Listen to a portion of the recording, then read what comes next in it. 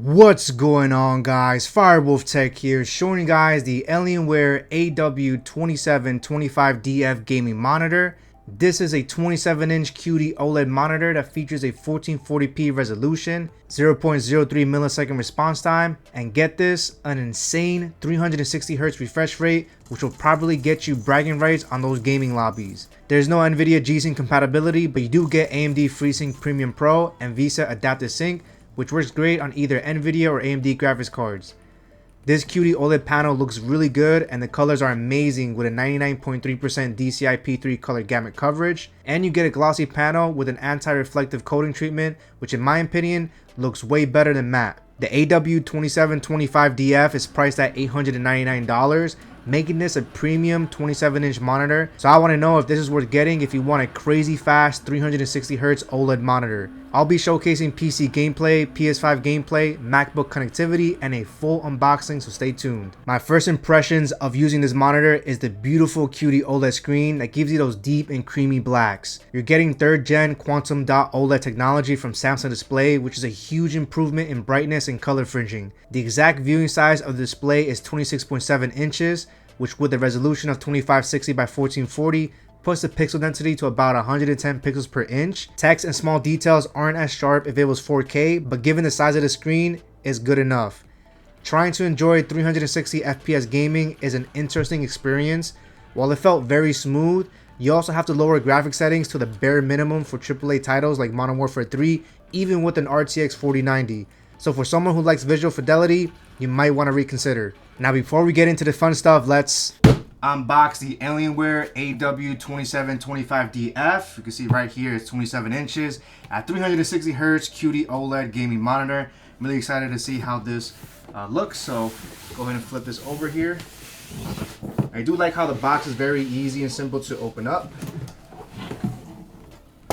First, I'm going to see our instruction manuals on how to set this up, and we're also going to get a color calibration factory report, which is awesome. First thing we're going to notice is the base of the monitor stand.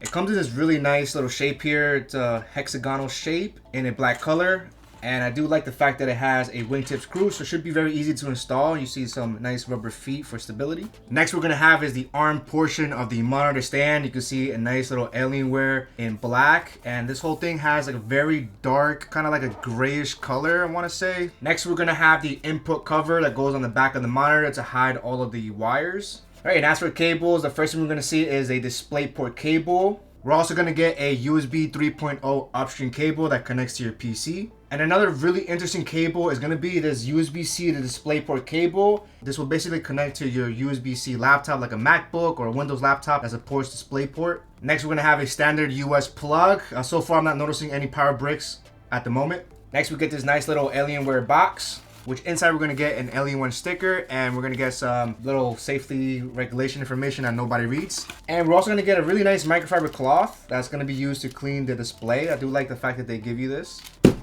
Alright, let's go ahead and check out what the monitor looks like. Go ahead and spread this nice and wide. Alright, so to remove the monitor here, all we have to do first is going to install the monitor stand. So it's very simple. We just combine these two pieces, and then with this wingtip screw, we're just going to screw it in place. Definitely want to make sure it's nice and tight. Now we're going to grab this top portion here, and we're going to angle it on the top right over here. And now we're ready for liftoff. Alright, once you take it off, I do like the fact that they have bubble wraps on the screen itself, making sure the screen is nice and protected. So let's take this out real quick. Alright, so we can see right over here with the reflection of the light from my ring light and the top light. So it's definitely glossy. However, it does have an anti-reflective coating as well. For comparison, here's an iPad here, and you'll notice the difference here. This is really glossy, as you can see here. Alright, taking a look at the design of this monitor on the back here, we'll notice that it's pretty much all blacked out, which I think looks really nice and stealthy. I do like their white and black color scheme as well. But what do you guys think of this all black design? I do like it a lot. We have the Alienware logo on the left side of the monitor and the number 27 because this is 27 inches. Now these do light up RGB as well, which you should be able to customize the colors.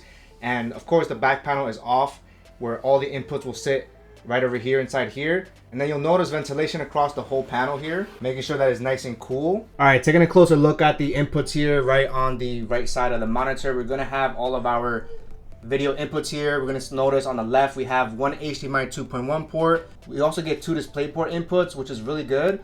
The HDMI 2.1 is limited to 144 Hertz, while these two will be able to unlock the full 360 Hertz capability. And on the other side, we're going to see where the power input goes. We also get the USB upstream input over here. It's going to be USB 3.2 Gen 1, so 5 gigabits per second. We're going to notice two USB ports here and another two on the bottom. And then located on the bottom, we'll have an additional USB-A port right over here. And then we also get a nice USB-C cable as well. Now, this is not for DisplayPort, unfortunately. It's just for the USB hub functionality. But at least they include 4 total USBs, which is really nice.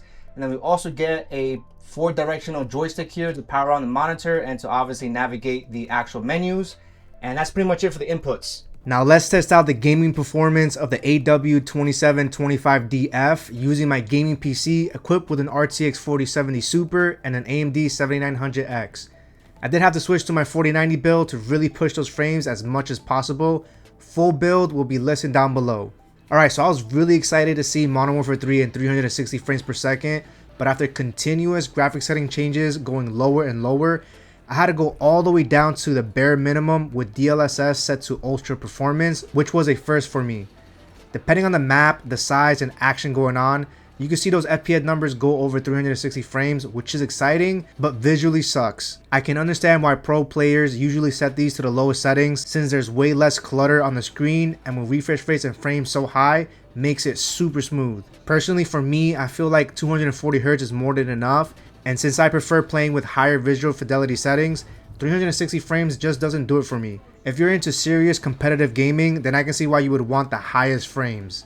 Even when frames bounce from 200 to 300 plus frames, I didn't notice any tears and was impressed on how the AW27DF kept up with all the action. Even though it's not NVIDIA G-Sync compatible, the feature is enabled by default and still works using the monitor's adaptive sync. The super low 0.03 millisecond response time is awesome, and QD-OLED gaming is still a beautiful experience. For the best gaming experience, I found playing in a dark setting to be the most optimal. If you're playing in a really bright room with light sources hitting the panel, you may notice some of the blacks appear purple. 360 frames is cool and all, but going back to high fidelity gaming at the expense of lower frames still looks amazing on this monitor. Forza 5 looks fire, and enabling HDR looks great as well with the default HDR True Black 400 color profile. I guess that's where the beauty lies in this monitor. You want that insane 360 frames, then turn down all the graphics. You want to enjoy high fidelity at a reasonable FPS, then a couple of settings will get you there. The AW2725DF has no built-in speakers, which I'm usually okay with, but why does this monitor not have any headphone jack or any other audio output?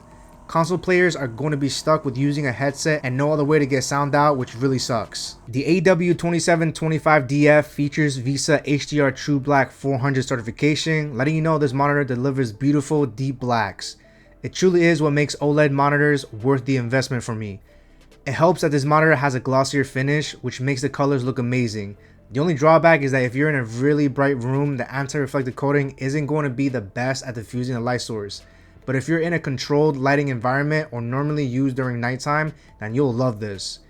Typical brightness for SDR is about 250 nits, while HDR True Black 400 is about 400 nits, and then there's an HDR peak of 1000 nits. In my experience, the brightness was good enough for me. As I said earlier, color looks amazing on this display with a 99.3% DCI-P3 color gamut coverage for accurate and beautiful colors. Alienware takes it a step further by pre-calibrating this monitor to reach a Delta E less than 2 color accuracy, which is awesome. There are many color presets for you to explore and find what works best for you. For me, using the Creator sRGB color profile and increasing gamma to 2.4 was the best experience for normal use. Now, how does the PS5 perform on the AW2725DF? I'm happy that the input switches automatically and quickly. This monitor has HDMI 2.1, which is perfect for next-gen consoles, but it's important to note that the max refresh rate has been lowered down to just 144 Hz. I'm not sure why, but I would assume if you wanted to game with PS5 or Series X, you wouldn't need more than 120 anyway. The PlayStation 5 is also able to support 1440p resolution with variable refresh rates all the way up to 120 Hz, which is awesome. PS5 gaming looks amazing on this display, but the only issue that I have is that your only option for sound are wireless headsets. The AW3225QF at least had an HDMI eARC input, but this monitor has no option for sound output, which sucks for console gamers looking to enjoy external speakers. Other than that, VRR works great and games like God of War can take full advantage. If you have a laptop or a MacBook, connecting this to this monitor is easy thanks to Alienware including a USB-C to DisplayPort cable. They should have added a USB-C DisplayPort input, but at least they thought about laptop users and threw in that cable. It also helps that this monitor has 2 DisplayPort inputs, so you don't necessarily have to switch the cables when you go back to your PC. On my M3 MacBook Pro, I was able to get the full 2560 by 1440 resolution with a max refresh rate of 240 Hz. macOS felt nice and smooth on this display, but unfortunately there's no built-in KVM switch to easily use my keyboard and mouse that's connected to the monitor's USB hub. Alright, taking a look at the desk setup, I really like the monitor stand that comes with this Alienware monitor. Now for reference, my desk here is 26 inches deep. I absolutely love how effective their cable management is on this monitor stand. Now you'll see here we have my gaming keyboard here and the USB-C to DisplayPort cable, which are going to be outside. But if you take a look at the side here, you can see how all the cables are easily routed on the middle of the stand, making all the cables shoot downward, and you're not going to be able to see it at all. So if I were to increase the height of this monitor all the way up, you can see that you pretty much practically don't see any type of cables here besides the ones for my keyboard and the USB-C cable here. So I do like that a lot. Another thing I like too is that this monitor stand doesn't take up so much space. It doesn't have like obnoxious feet that can come out very far. And another cool thing here is that you could probably fit in a sound bar here as well. So if I were to position this in the middle, it could definitely fit. I mean, obviously it's not optimal, but you know, it's just something to note here. Taking a look at the features of this monitor stand, you do have a good amount of height adjustment, so it can go all the way down, go all the way up. You also have a good amount of swivel as well. You can also tilt the screen as well. You can tilt it down and all the way up. So this is helpful if you have any type of lighting reflection here. You can tilt it to kind of avoid it. And then another thing here is that this monitor also pivots as well. The only issue here though is that you'll have to kind of maneuver the tilt here to get it to tilt all the way. But other than that, this is very useful for those type of setups where you want to have a vertical screen. To access the menu, there's a 4-directional joystick right on the bottom of the monitor. On the top, you'll see the current presets and panel health, and the bottom you'll see the on-screen menu with 5 custom shortcuts. Going up will bring up the full menu with the first option being gaming settings. Here you can change color presets that are optimized based on the game type. There's game enhanced mode where you can enable a timer and add a frame rate on the corner of the screen. Dark stabilizer, which changes the black levels and is very helpful for dark scenes, especially in first person shooters. There's also alien vision that puts a medium sized box with options for night vision, clear mode, bino, and chroma. And finally, you have the option to add a crosshair, which only gives you one option that looks like an intersection. I would have liked to see more options on the crosshairs, but at least you have one. Next is Alien FX lighting, which you can turn on the RGB lighting of the Alienware logo, number, and power button. Each of these can have their own unique color. They're not really bright, so you might want to add custom RGB lighting in the back. Next up is the display settings, where you can change aspect ratio, color format, sharpness, and smart HDR options. Next is picture-in-picture / picture-by-picture. Next we have menu, where you can change the transparency of the window and how long it stays up. Next is personalize, where you can change the 5 shortcut settings and also have 4 shortcuts for each direction of the joystick. And finally we have others with all the other monitor informations. The AW2725DF also offers OLED panel maintenance, which should have its own menu. On the top of the on-screen menu, there's a panel health box with a color dot which starts off green. When it turns yellow, a pixel refresh is suggested, and if it's red, then that means the monitor has been used for more than 9,000 hours without performing a panel refresh. The good news is that you don't have to manually perform it. The monitor will automatically perform a pixel refresh after 4 hours of accumulated use and a panel refresh after 9,000 hours of use when the monitor goes into standby mode or is completely off. This means you won't have any annoying pop-ups and can continue working or playing without losing focus. If you're still worried about burn-in, then Alienware offers a 3-year warranty that covers OLED burn-in. It's nice knowing you'll be covered for 3 years, and there's really no excuse to not jump on the OLED bandwagon. Now, while this monitor is focused on gaming, you can still be productive and use this for day-to-day tasks like web browsing, editing documents, or creating content. I personally prefer ultra-wide monitors, but having a 16:9 aspect ratio can still get the job done. Using 2 windows side by side at 125% scaling is perfect, and using 3 windows split evenly is also doable, just a little cramped. Using DaVinci Resolve to edit my content is also a great experience, and having a QD OLED panel with amazing color accuracy makes content creation effective.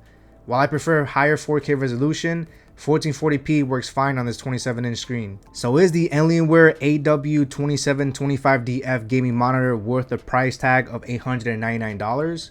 I think it's worth it if you're looking for an awesome 27-inch OLED monitor for primarily gaming. 360 frames per second gaming is crazy, but for me, it's not something that I absolutely need over 240 FPS with better visual settings. If you're playing less graphically demanding games, then you'll have no issues hitting 360 plus. I still would have wanted to see a USB-C DisplayPort input and a KVM switch, and why they decided not to at least include a headphone jack is a huge miss to me. When you combine this beautiful next-gen QD OLED screen, high refresh rates, great color accuracy, and a 3-year warranty, makes this a great option for a premium experience, and I have no issues recommending this monitor. If you are interested in getting this monitor or the many tech that you've seen in this video, I will have affiliate links down below, which also helps and supports the Firewolf Tech channel. I want to thank you for sticking to the end of the video, and would also like to know your thoughts and feedbacks in the comment section below. I hope this video was helpful for you guys, and I would love your support with a like, share, and subscribe. Firewolf out.